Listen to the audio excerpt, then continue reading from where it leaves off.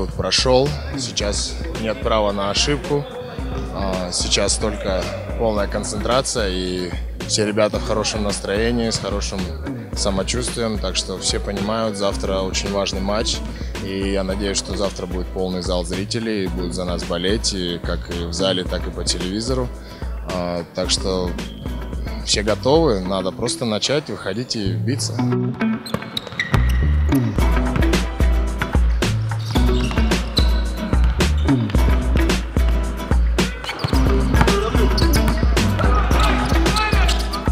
Хвостова будет во многом зависеть игра. Хвостова, Мозгова. Ну и тут есть кому на себя взять.